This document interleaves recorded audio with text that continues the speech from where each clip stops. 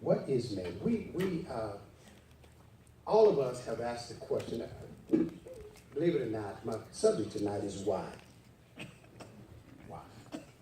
And all of us have asked the question of why. We've asked ourselves, why do we go through stuff that we go through? As a matter of fact, we've asked the question, why am I going through while somebody else is going on? Mm-hmm. You know what I mean? Why is this happening to me?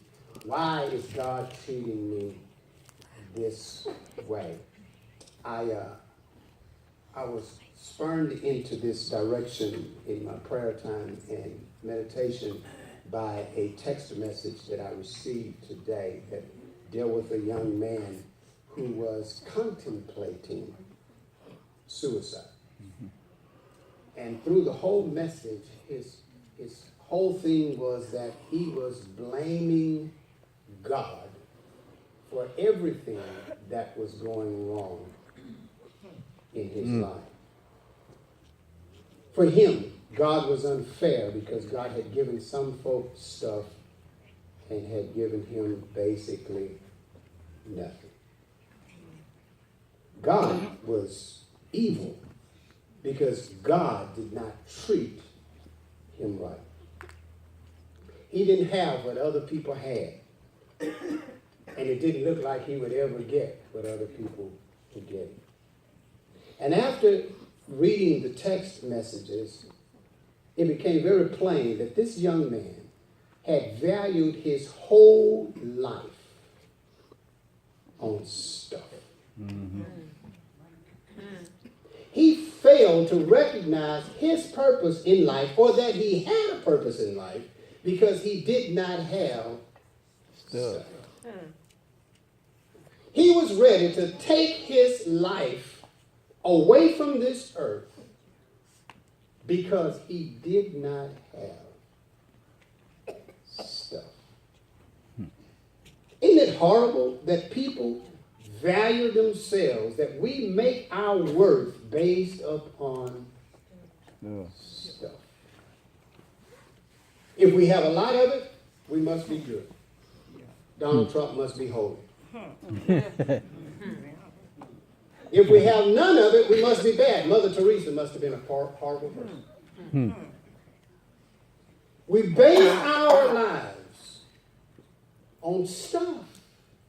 And if we don't get what we want, God is the problem.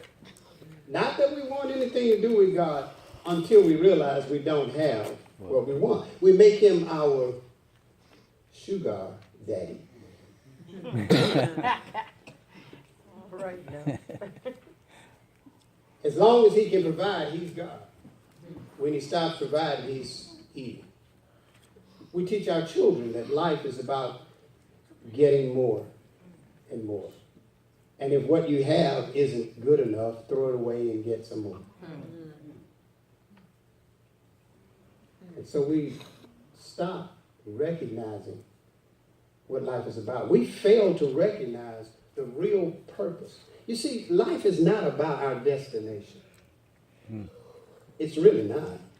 Because the truth of the matter is, even in the natural, we do not have all the same destination. Now, I know we say we have the ultimate destination. Well, there are two of those. Two big groups. Yes. There's a group that's going to get to this destination. There's a group that's going to get to this destination. Yeah. But life is not about your destination, whether it is heaven or hell. That's not what life is about. Life is about your journey. Mm-hmm. Yeah. It's not what. Wouldn't it be interesting that when we're asking, I'm mind-boggled that we would ask the questions of why am I here, and we answer why with a what.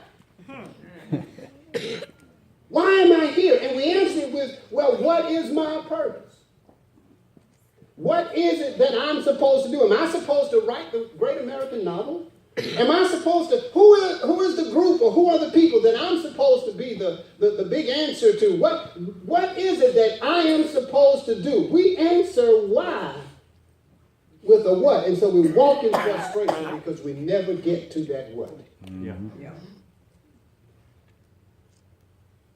We feel that our lives are failures because we never get to that what? We feel that God has nothing to do with us because we never get to that what? Wouldn't it be strange? Wouldn't you think it would be strange that God would have nothing to do with you from the beginning until the end? That he would say, okay, here's where you're going, and so therefore, it's up to you to get there. And then if you're not getting there, you get mad at him because he's not taking you. And if you have a different destination plan than what he has, then he really has left you alone. Let me tell you something. God has never left you. He's not going to leave you. That's right. What you're going through is not your journey alone. Mm-hmm. It is your journey with him because he knows the route that he's taking you through. And he's preparing you for the destination, not just trying to shoot you to it. Yeah. Man. He does not love us because we have the stuff. Jesus did not die for us because we had enough money or we wore the right clothes. He did not die for us because we had no money or wore the wrong clothes. He did not die for us because we came from the right side of the track or the left side of the track. He did not die for us because we lived in the middle of the track. He did not die for us because people liked us or did not like us. It had absolutely, now this is going to blow your mind, but it had nothing to do with us. That's right. All right. It didn't have to do with the what, it had to do with the why. Why did he die for us? John 3:16. For God so loved. He died for us because he loved us. Period. Yeah. It was not based upon what we had, what we could do, what we could not do. It was simply based upon his love for us. We're so interested in the destination that we forget what we offer in this life is not our destination, but our journey. Yeah. It is, our answer is not a what, our answer is a why. Let me see if I can explain it. Let me see. You did see my cups up here, didn't you? I have two beauties. If I told you they were the same, would you believe me? Why not? They're not the same. They are. And you say, no, they're not. And I say, yes, they are. And you say, no, they're not. They don't look the same. And I say, but they are the same. And you say, no, they're not. They're not made out of the same material. And I say, but they are the same. And you say, you're crazy. And I say, thank you.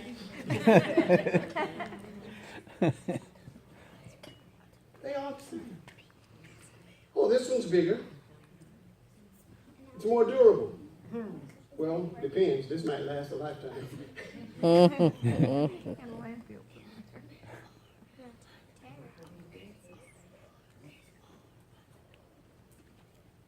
Oh, you wait a minute to tell you why they're the same.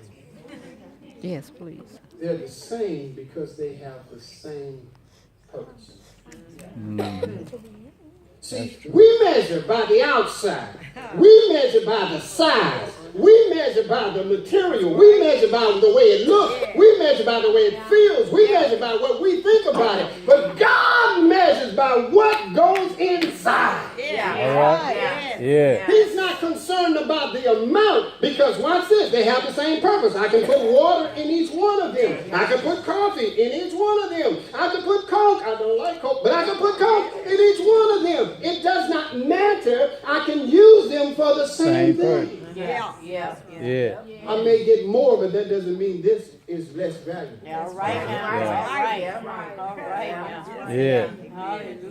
Don't you let the devil fool you into thinking that because your cup is not as big as somebody else's. All right. Yeah. All right. There is no way we talk about equality of people. It is impossible for people to be equal based upon the standards of men. Yeah. That's right. It's impossible. Everybody is not as beautiful as. Everybody is not as wealthy as. Mm-hmm. Everybody is not as muscular Yeah. as. However, there is one thing that we can all be equal in.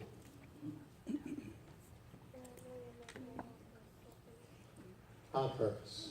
Mm-hmm. You say, but wait a minute. If my purpose is a what, how can I be equal? That's because we think of what? When our question is why. We can be equal in that we can all love. Yeah. Yeah. Man. Yeah. Yeah. I may know 10,000 people. You may know 10. But that doesn't mean that both of us, each of us, cannot love the people that we know. I may possess $10 in my pocket. You may possess 10 million in yours. But it does not mean that we cannot give with an equal amount of love, even if we cannot give with an equal amount of substance. Yeah. Yeah. Yes. Yeah. And so the world has taught us that the value of a man, what is man? The world has taught us the value of a man is in his stuff. Yeah. And God has said, no, the value of man is in his heart. Yeah. Yeah. The world has taught us that we measure people by what they have, and God has taught us, no, I measure them by their love. Uh-huh. Yeah. Why am I here? Here's your why. I am here to love. Mm-hmm. Amen. In the Yeah. scripture in Psalm 8, and I'm about done. Give me 10 minutes. 12. In the scripture in Psalm, it says, what is man that you are mindful of him? The question was what, but the answer is a why. What is man that you are mindful? Listen, God has you on his mind. So if I'm trying to figure out what I'm doing here, I can tell you one thing I'm doing. I'm on God's mind. Yeah. I'm on All his right. mind. But wait a minute. What is man that you are mindful of him, or the Son of Man that you visit him? God wants to visit me. Now, watch this. It says, what is man? It did not say what is rich man, what is fat man, what is white man, what is black man. It did not say what is pretty man, what is ugly man. It did not say what is man that has a lot of accomplishments, what is man that has no accomplishments. It did not say what is man that is happy and what is man that is sad. It just simply said, what is man? Yeah. Which means then we are equal in that God has us all on his mind. Yeah. In that God desires to visit all, regardless.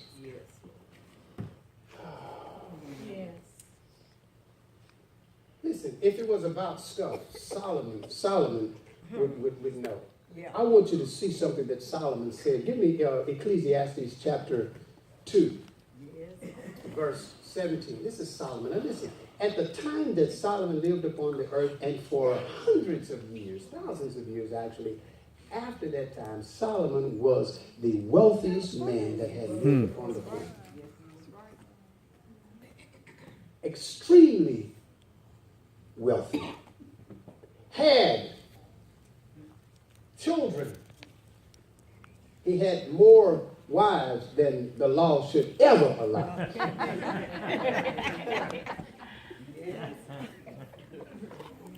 I would say to all the men now, don't try it.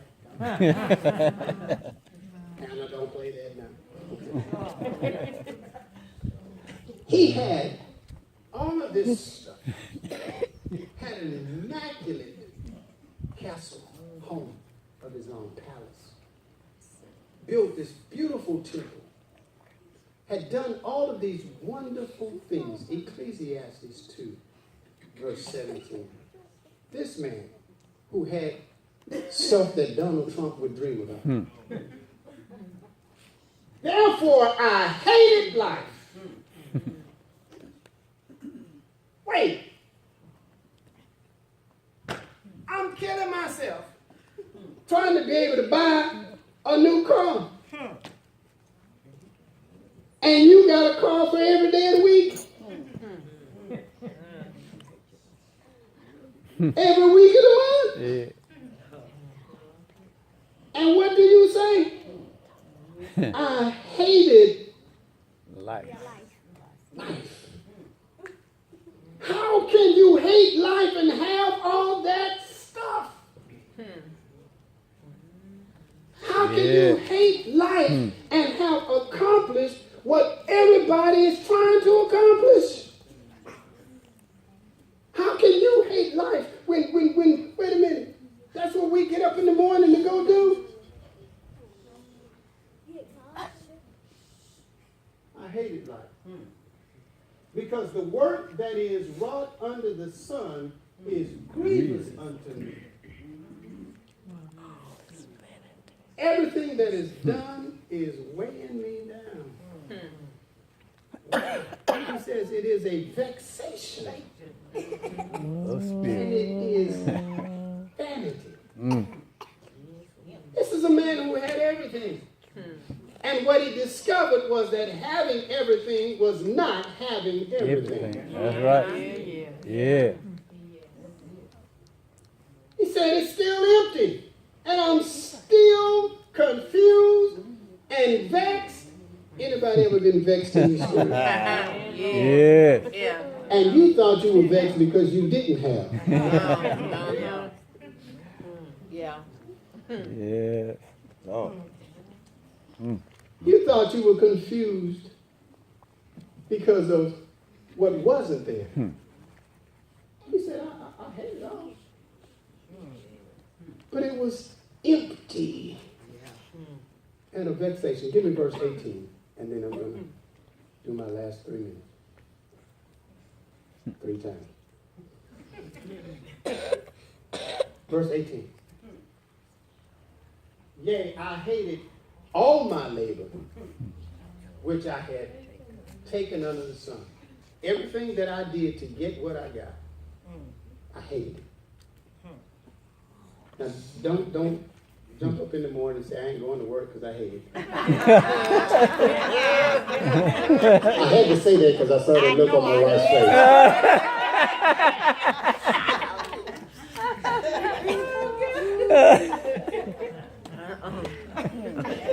Sometimes you just got to be honest. She said, I hated everything, all of the work that I had done under the sun. I hated it. And here's why. Watch this.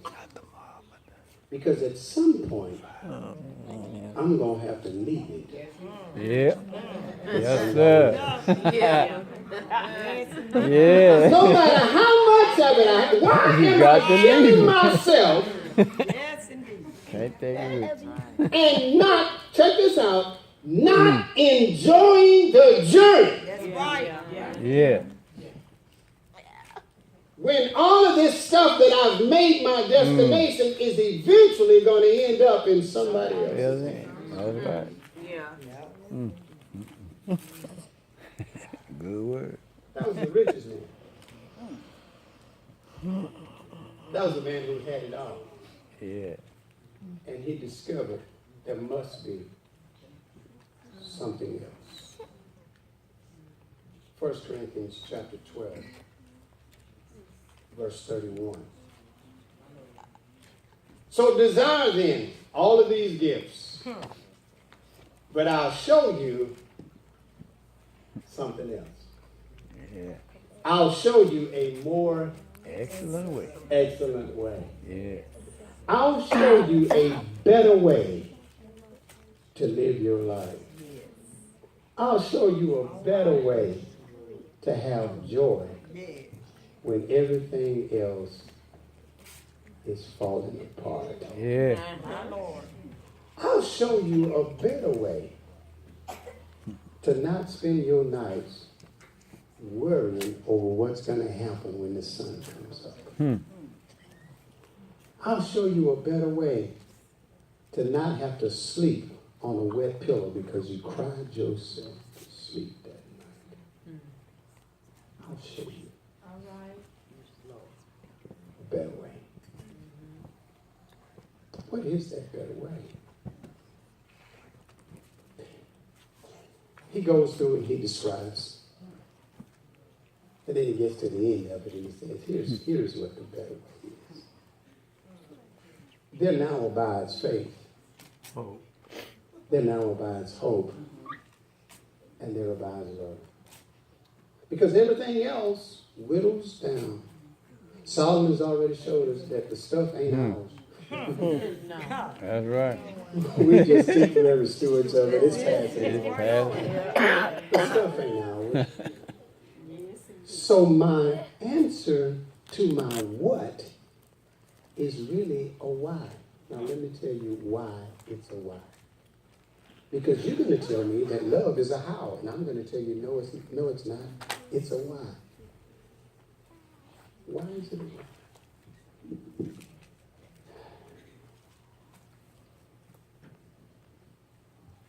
See, we can all do some of the same things. We can all place value on things based on what we think makes them worth something. But there is something in us.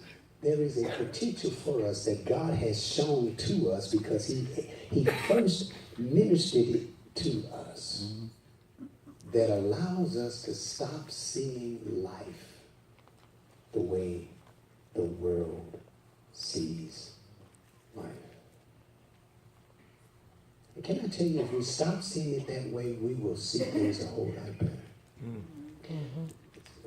Can I do a little experiment here? Can I have one? Just one. Come this way.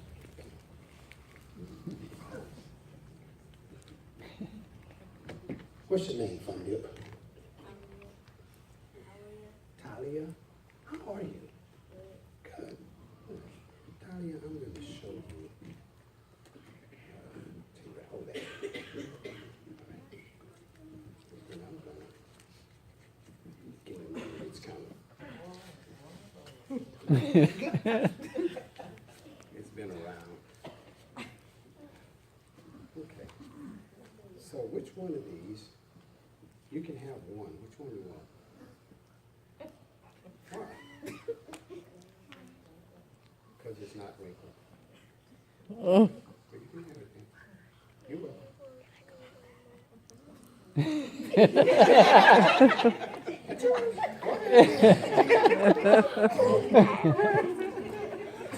I don't think she trusted me. She did not hesitate to take the pretty one. She did not hesitate to take the one that did not look like it had been through anything. Yeah. This one. Can I tell you what this one's been through? Because I really mishandled this one on purpose.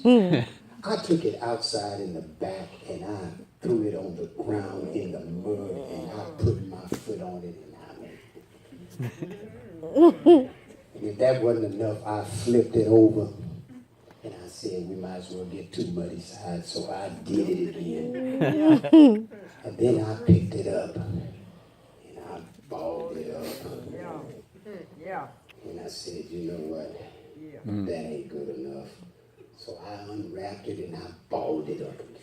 And then I just threw it in my pocket. Come on, bitch. Yeah.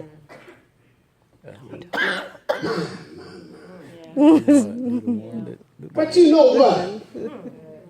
If I went to the store with the one she has, or the one that I have, they have the same value. Come on, bitch. See, God does not look at what looks new. Yeah. He does not measure you by whether you have been through it. Come on, or Bishop. not. He's not worried about whether or not your value is based on the way men see you, because he knows what you are worth. Yeah. And so he operates in a wise situation with you. God says, here's what. I love, but I don't love with just a natural kind of love. Because a natural kind of love looks at how pretty you are. Yeah. A natural kind of love looks at how good you are. But I love with a love called agape, and it is a love that is in spite of. So here's what happens. I measure you not based upon your outside standard. Agape love says, I love you if you're dirty. Yeah. It says, I love you if you're wrinkled. Come on, It Bishop. says, I love you if other people like you or hate you. I still love you. Because your value is not based on your use by or abuse by people. Your value is based upon what I know you're worth. Yeah. And how do I know what you're worth? Because when I made Adam, I breathed into Adam's nostrils the breath of life, and Adam became a living soul with my breath. Yeah. So I know what's in you. Come on, I Bishop. know you've been through some stuff. I know some people have lied on you. I know some people have abused you. I know some people have taken advantage of you. I know the devil has hooked you on stuff you don't like. He's taken you through things you didn't want to go through. I know you have been dirtied up, beat up, wrinkled up, but I know what's in you. Yeah. Come on, Bishop. Yeah. Yeah. Yes, Lord. So the Bible says that God committed his love toward us. Yeah. In that while we were yet dirty. In that while we were yet wrinkled. Yeah. In that while we were yet thrown aside. Come on, in man. that while we were yet not counted worthy of people. God showed his love toward us. In that Christ died on a cross for our sins. Yeah. God says $1 is $1. Yeah.